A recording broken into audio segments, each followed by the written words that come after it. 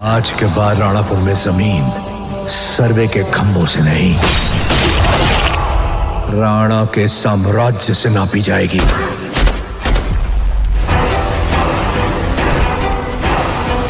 তো বন্ধুরা এখন আমি রিভিউ করব ডক্টর শিবা রাজকুমারের একটা নতুন মুভি আছে। মুভিটার নাম হলো ভাইরাতি রানাগাল।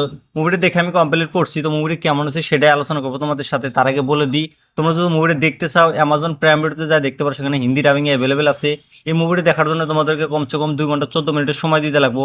এটা একটা অ্যাকশন ক্রাইম ড্রামা ফিল্ম, যারা যারা অ্যাকশন মারধার ফিল্ম দেখা পছন্দ করো তাদের জন্য মুভিটা খুবই ভালো হবো। আর এই মুভির আইএমডিবি রেটিং এর কথা যদি বলি, আইএমডিবি রেটিং পাচ্ছে 6.9, খুবই ভালো রেটিং। তো এই মুভির কাহিনীটা বলার আগে তোমাদেরকে একটা কথা বলে দিই, 2017-তে একটা মুভি ছিল, মুভিটার নাম ছিল মুক্তি। তো সেই মুভিটার পিকুয়েল এটা। মুক্তি মুভিতে একটা গ্যাংস্টার দেখানো হয়েছিল, সেই গ্যাংস্টারটা কিভাবে গ্যাংস্টার হলো সেটা কিন্তু এই মুভিতে দেখানো হয়েছে। তো এবার মুভির কাহিনীতে দেখানো হয়েছে 1985 সনের রোনাপুর নামের একটা গ্রাম। সেই গ্রামের ভিতরে জলের সংকট, সেখানে জলের খুব অভাব। তো সেখানকার লোক একটা অফিসে যা দরখাস্ত দেয়, সেখানে বলে যে আমাদের গ্রামের ভিতরে জলের সংকট আছে, তোমরা কোনো একটা ব্যবস্থা নাও। তো সেখান থেকে ইগনোর করে দেয়।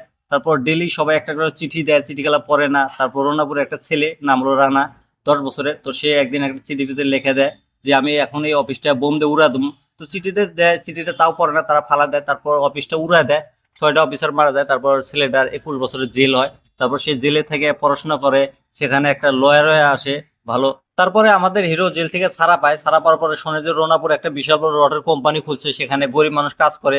সেখানকার মালিক গরিবদের উপরে অত্যাচার করে, ভালোভাবে স্যালারি দেয় না, কেউ যদি ছুটি মারে তাকে মার্ডার করে। তো এরকম ভাবে অন্যায় অত্যাচার বাইরে আছে। তারপর আমাদের হিরো কি স্টেপমেন্ট নেবো সেটা যদি দেখতে চাও, জানতে চাও, তাহলে তোমাদেরকে এই মুভিটা অ্যামাজন প্রাইম ভিডিওতে যায় দেখতে লাগবে।